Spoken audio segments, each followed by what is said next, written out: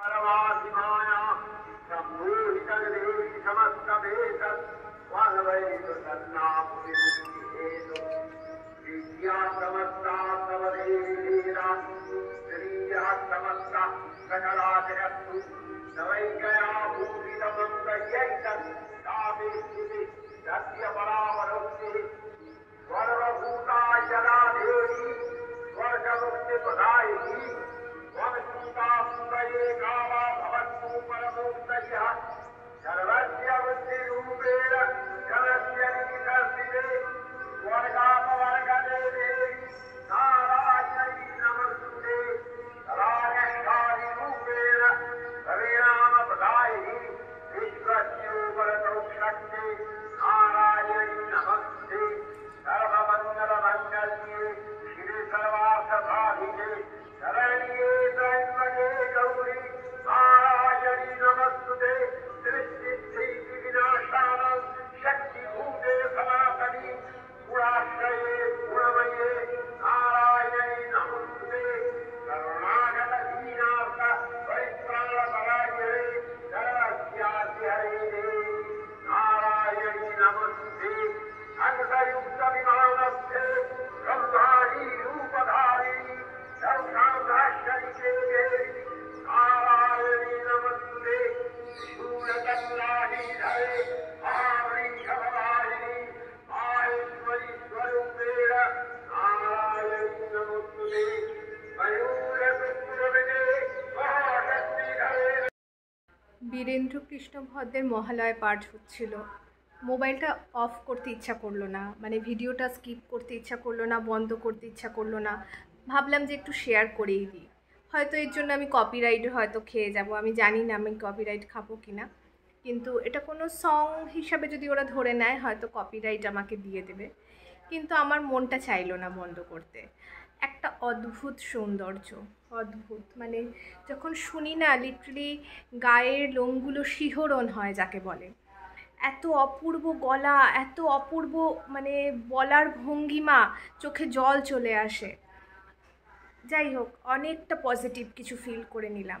ছোটোবেলার অনেক টুকরো টুকরো স্মৃতি মনে পড়লো। দেখুন আমার মানে আমি বলছি ঠিকই, এক্ষুনি যেহেতু শুনছিলাম চোখটা জল, মানে চোখে জল চলে আসে, মানে ওই সময়টার কথা মনে করছি আর ছোটোবেলার কিছু কিছু দৃশ্য টুকরো টুকরো চোখের সামনে ভেসে উঠছে, ভেসে উঠে একটু ইমোশনালি হয়ে পড়ছি।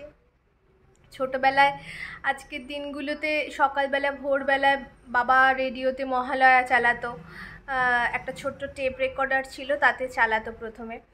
সেটা ভোর 4টের থেকে শুনতাম। শোনার পরে কি হতো, মায়ের সঙ্গে বেরোতাম, মা মর্নিং ওয়াকে যেত, মায়ের সাথে বেরোতাম, বেরিয়ে একটা ব্রিজ ছিল আমাদের বসিরহাটে, ওই ব্রিজের ওই পারে যেতাম। প্রচুর শিউলি ফুল পড়ে থাকতো, নিচটা পুরো সাদা হয়ে বিছিয়ে থাকতো।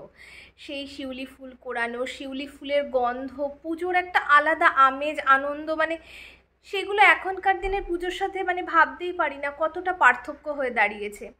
বাড়িতে যে যেখান থেকে আসতো তাকে নতুন জামা দেখানো, শতবার ভাঁজ করতে হলেও সেই জামাটা আমাকে তাকে দেখাতেই হবে, নতুন জুতো দেখানো, তার মধ্যে একটা আলাদা আবেগ, আলাদা ভালোবাসা ছিল।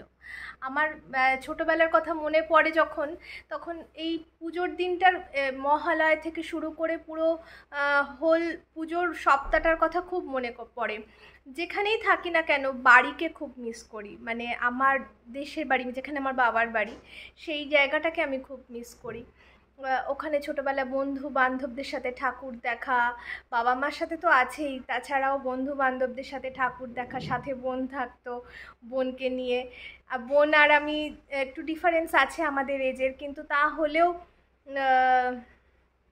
ও আমার সঙ্গেই ঘুরতো পুজোর সময়। এই 2 বছর আগেও গিয়েছিলাম যখন বসিরহাটে, ও এসেছিল ব্যাঙ্গালোর থেকে, একসাথেই পুজোটা এনজয় করেছিলাম। সেই সব কথাগুলোই আজকে ভীষণ মনে পড়ছে। আর একটা গল্প, ছোটোবেলায় যখন এই মহালয়াটা হতো তখন ঘুম ভেঙে যেত যদি বারান্দায় উঠে দাঁড়াতাম, অবাক হয়ে আকাশের দিকে তাকিয়ে থাকতাম, ভাবতাম বোধহয় যুদ্ধ হচ্ছে, মা দুর্গা মহিষাসুরকে বধ করছে। তখন জানতাম না। এখন তো মহালয়া নিয়ে অনেক কন্ট্রোভার্সি এসে গেছে, মহালয়াকে নাকি শুভ বলা যাবে না, এইসব এইসব জিনিসগুলো আগে জানতাম না, মহালয়া নাকি কখনো শুভ হতে পারে না। এই বছর দেখছি ফেসবুকে এই নিয়ে প্রচুর পোস্ট, মহালয়া নাকি শুভ হয় না, কেননা যেহেতু পিতৃপক্ষের তর্পণ করতে হয়, সেই জন্য মহালয়াকে শুভ বলাটা নাকি ঠিক না। হয়তো লজিক আছে, হয়তো কোথাও গিয়ে মনে হয় হ্যাঁ তর্পণ শ্রাদ্ধানুষ্ঠান এটা তো একটা মানুষের বিয়োগ না, সেটা কখনোই শুভ হতে পারে না। কিন্তু আমার কাছে মহালয়া মানে মা দুর্গার যুদ্ধ হচ্ছে, এটা একটা কল্পনার মহালয়া। এখনকার দিনে টিভিতে যে সমস্ত মহালয়া দেখায়, 4-6টা অসুর মিলে মানে কী যে নাচ করছে মানে মনে হয় যেন ওটা মানে নৃত্য পরিবেশনের কোনো একটা সিরিয়াল চলছে বোধহয়। যাই হোক, সেই জন্য সেটার প্রতি অতটা আবেগ নেই, ছোটোবেলার প্রতি খুব আবেগ আছে। আর বীরেন্দ্র ভদ্রের মহালয়াটা যেন ভুলতে পারি না। বীরেন্দ্র কৃষ্ণ ভদ্রের মহালয়া শুনলে এখনও গায়ে কাটা দেয়, ওইটাকেই মনে হয় মহালয়া, আসল মহালয়া ওইটাই। যাই হোক, মহালয়ার দিন, শুভ মহালয়া। অনেক গল্প করলাম আপনাদের সঙ্গে সকালবেলায়। মহালয়ার এইটা শোনার পরে না মনে হলো একটু কথা বলি আজকে আপনাদের সঙ্গে। সকালবেলাটা এত ব্যস্ত থাকি, আজ যেহেতু 2 অক্টোবর, অত ব্যস্ততাও নেই, সবার ছুটি আছে, তাই একটু ভাবলাম যে ফোনে কথাই বলি। তাই একটু বেশ গল্প করলাম, ভালো লাগলো। আপনারা খুব ভালো কাটান আজকের দিনটা, খুব আনন্দে কাটান।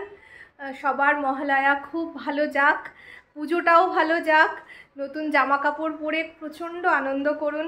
মনের মধ্যে কোথাও হয়তো অভয়াকাণ্ডটা নিয়ে একটা দুঃখ রয়েই গেছে আমাদের, কিন্তু ঠিক আছে, মা তো একবারই বছরে আসে বাড়িতে না, এই 4টে দিন একটু আমরা আনন্দ করতেই পারি, তারপর আবার সবাই একজোট হয়ে লড়বো। চলুন এবার আমিও চাটাগুলো খাবো, এখনও চাও খাওয়া হয়নি, আবার পরে গল্প করব আপনাদের সাথে। আর কি রান্না করছি সেটাও দেখাবো, আজকে ভেজই করব, কিন্তু সেটাও শেয়ার করব।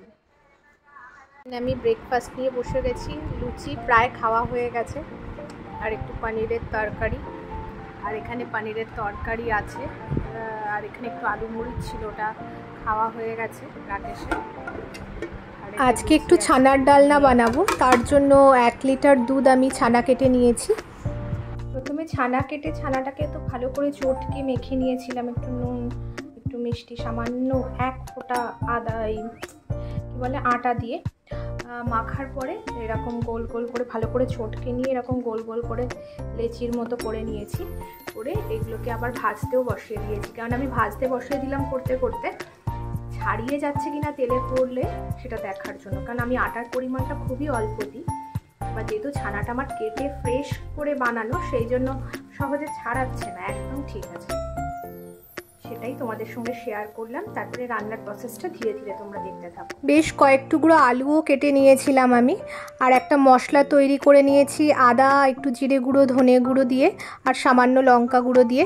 প্রথমে কড়াইতে সর্ষের তেল দিয়ে তার মধ্যে তেজপাতা, গোটা গরম মশলা আর শুকনো লঙ্কা ফোড়ন দিয়েছি, তারপর আলুটা দিয়ে দিয়েছিলাম। একটু যেই ভাজা ভাজা হয়ে এসছে আলুটা, তারপর যে মশলাটা আমি বেটে রেখেছিলাম মিক্সিতে, আদার সঙ্গে জিরে ধনে গুঁড়ো, তারপর একটু লঙ্কা গুঁড়ো, এই সমস্ত দিয়ে দিলাম, আর একটু হলুদ গুঁড়োও দিয়েছি, আর তার সাথে দিয়েছি বেশ কিছুটা পরিমাণ কাঁচা লঙ্কা, সাথে নুন মিষ্টিটাও পরিমাণ মতো অ্যাড করে দিয়েছি। এবার বেশ কিছুটা পরিমাণ জল দিয়ে আমি ফুটতে দিলাম জিনিসটাকে। আর এখানে দেখতে পাচ্ছ তোমরা 1 কাপ মতো দুধ নিয়েছি আমি, যেহেতু নিরামিষ ছানার ডাল না, সেজন্য একটু দুধ না পড়লে এটা টেস্ট সেভাবে আসবে না। দুধটাও দিয়ে দিয়েছি, এটা ফোটার পরে আমি ছানাগুলো দিয়ে দেবো ওর মধ্যে, যেই দুধটা একটু ফুটে আসবে তারপর। তরকারিটা খুব ভালো মতো ফুটে গেছে, টকবক করে ফুটছে, এবার ওর মধ্যে আমি ছানাগুলো একটা একটা করে অ্যাড করে দিচ্ছি। এবার ছানা দেওয়ার পরে বেশ কিছুটা সময় ফোটানোর পরে যেই একটু ঘন হয়ে আসবে, ছানার মধ্যেও গ্রেভিটা ঢুকে যাবে, তারপর আমি এটাকে নামিয়ে নেব। এটা অনেক দিনের পুরনো রেসিপি, এটা আমার মা বানাতো ছোটোবেলায়, এটা আমরা খেতে সবাই খুব পছন্দ করতাম। আগেকার দিনে অত পনিরের চাহিদা ছিল না, অত পনির কিনতে পাওয়া যেত না মার্কেটে, তখন এই ছানার ডালনা মা প্রতি সপ্তাহে বানিয়ে দিত ছানাকে। রেসিপিটা আমার মা শিখেছে তার মায়ের থেকে, আর আমার দিদা শিখেছে তার মায়ের থেকে, অনেক পুরানো দিনের রেসিপি। প্রত্যেকে ঘি গরম মশলা দিয়ে নামিয়ে নিলাম। আবার অনেকটা সময় পরে তোমাদের সামনে এলাম। এখানে মাসি এসে গেছে, আজকে মাসিকে আমি একটু পুরি বানাতে বলেছি, আর এখানে আমি একটা তরকারি বানাবো আর বেগুন ভাজা, এই হবে আর কি, লুচি, বেগুন ভাজা আর একটা আলুর তরকারি। সেই জন্য মাসি এখন আটা মেখে লুচি বানাচ্ছে। আর বন্ধুরা, আজকের মতো ভিডিওটাকে আমি এখানেই এন্ড করছি।